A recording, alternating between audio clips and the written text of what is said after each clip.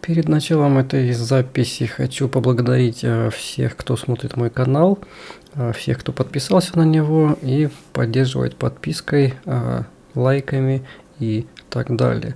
Значит, есть для кого стараться. Большое спасибо вам за поддержку. Итак, снова Личес, Блиц 3 минуты. И снова, как специально, мне попадается соперник с высоким рейтингом 1857 очков, и опять из Германии. Ну, думаю, играем так играем. Начинаем партию и своим первым же ходом соперник ходом f5 ставит меня в тупик.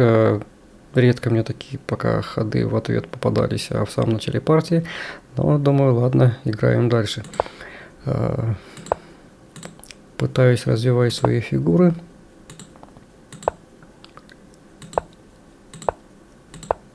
В итоге все больше и больше своими ходами соперник меня вводит в тупик. И здесь я уже и надо как-то ориентироваться и решать эти вопросы насчет обороны и выходить из тупиков, в которые загоняет соперник. И в итоге все это приводит к тому, что я трачу гораздо больше времени, чем соперник, на обдумывание ходов. И вообще посмотреть хоть какой-то допустимый ход, который мне доступен. В общем, всю игру приходится проводить в защите. Об атаке мысли даже и не появлялось, поскольку соперник играет очень четко, рассчитывает все ходы. И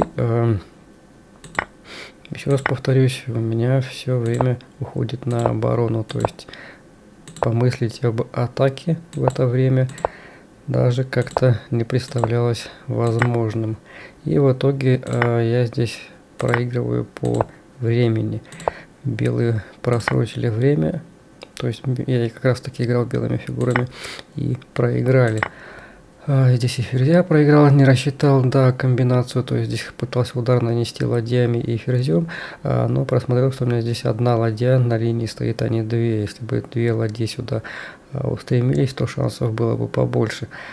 Вот, и в итоге у меня получается, еще раз повторюсь, проигрыш по времени, но здесь у меня и так, в принципе, шансов не было. Две ладьи против двух слонов и ферзя у соперника, и здесь я проигрываю чисто по времени, но, естественно, по позиции и по всем остальным компонентам.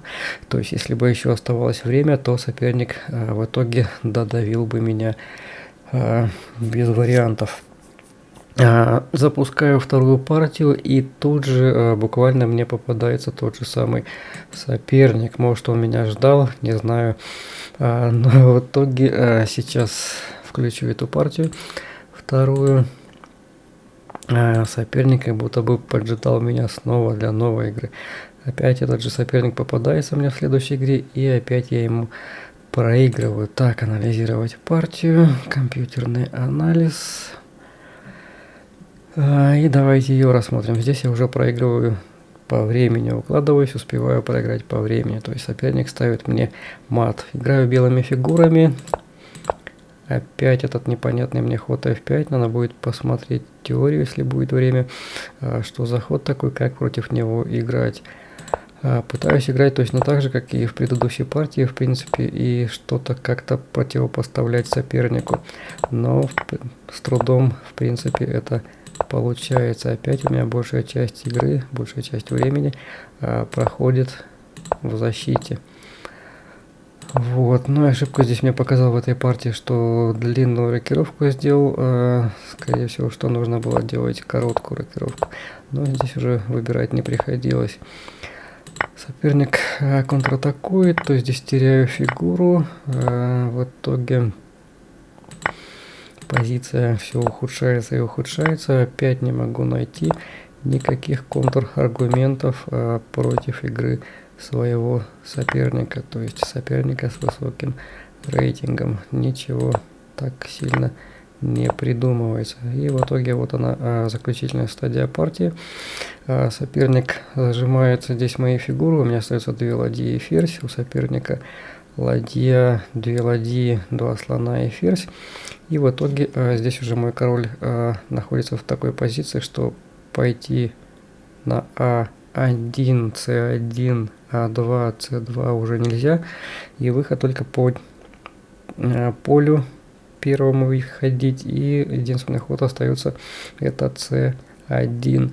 И если здесь ладья черного соперника стоит на Е3, допустим, играет он ладья Е8, и здесь, если идет шах на Е1, в итоге в дальнейшем прорыв сюда, то у меня королю деться некуда, здесь мат идет по этой первой линии, что соперник, в принципе, в дальнейшем и сотворил.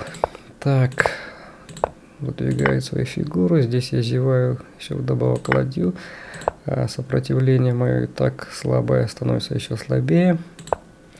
В итоге, и вот такой красивый мат мне соперник задвигает. Да, красиво сказать нечего, хоть у меня и пешек тут гораздо больше всего, но я повторюсь, обе игры мне соперник просто не дал поднять головы, то есть атаковал, я только защищался, но в принципе опыт, он и есть опыт, поэтому даже такие партии пригождаются для дальнейшего развития шахматного мастерства, талантов и так далее, для приобретения опыта. Такие вот партии получились на Lichess у меня